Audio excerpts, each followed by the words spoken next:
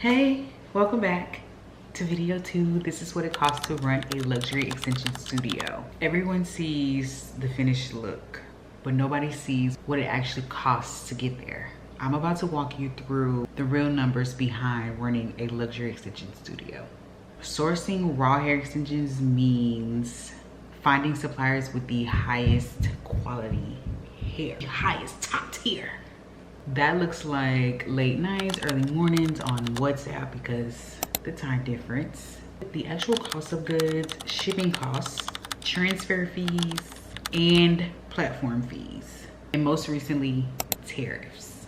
So let's just say I order 1 kilo, which is 10 bundles. That is minimum for a lot of raw hair supplies overseas. That could range anywhere from $800 to $1,500 depending on the length. Raw hair extensions cost so much more when compared to lower tier hair extensions because, simply put, that's floor hair, babe. That's hair they are gathering off the floor, the remnants, and melting it together with possibly goat hair, synthetic fibers, and shipping it directly to you. Raw hair is a different experience. The hair is cut directly from the donor, which that's what they call them in countries like India, Cambodia, Vietnam. The hair is cut from the donors and then cleansed. After cleansing, they go through this process called hackling. Hackling is done to make sure that your bundles don't shed and to make sure that they are full from the top to the bottom. After the hair is hackled, it is then machine wefted and packaged all up and sent to you. Everything is literally intentional from the donor down to the shipping label. My profit for wanting to provide luxury hair is lower, obviously, than if I were to sell a cheaper hair with higher prices. But I actually care about the quality of the hair because I also provide quality installs. And I want the value to match. You just don't do luxury installs with cheap hair. That's a big no-no.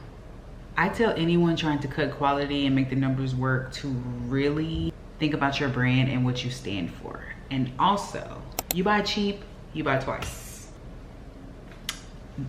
And that's just that on that. So let's move on to overhead, shall we? My monthly rent is approximately 1K, which isn't bad considering the space that I have, and that does include utilities. This is a commercial lease, so I feel like I'm actually saving on rent because I've always had to supply my own products even when I was working in a booth rental salon.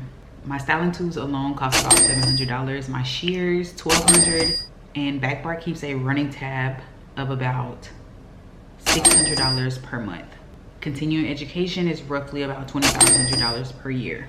And here are some things that clients never really think about. It takes me about 4.5 hours per install on average, and I don't charge for any errors on my behalf or quick fixes like a loose bead or some thread came loose and you need something sewn back on quickly. I don't charge for that, but it does in fact cost. This next number is the part that surprises people the most. A single no-show actually costs at a studio like mine, and it's at least $300. Yeah, at least $300 to not show up. That's crazy, right? And yes, like every other job, this does fund my lifestyle. But I also price based on the service that I provide, the knowledge and skill set behind it, my time, which is non-refundable, and the experience I want each of my clients to have. I want my clients to be treated exactly how I expect to be treated when I walk into a salon. Cosmetology school was about 20K, and that didn't include any extension certificates I've earned. New studio owners tend to make the mistake of underpricing all the time. You want to charge what they're charging on your street, on the block, in your city. But the truth is, once you do that, you eliminate the chance of setting yourself apart. You have to price based on the value you provide. And the people who share those same values and align with that will find you. Luxury pricing reflects doing it right. Sourcing quality extensions, providing quality installs, and quality experiences. And sometimes that means making a lower profit for the sake of providing a quality product.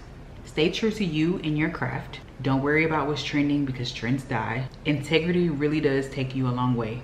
If you're a stylist thinking about elevating your client experience and you want the real playbook, none of the fluff, not just the pretty photos, That's what's inside my extensions blueprint. Either way, thanks for being here.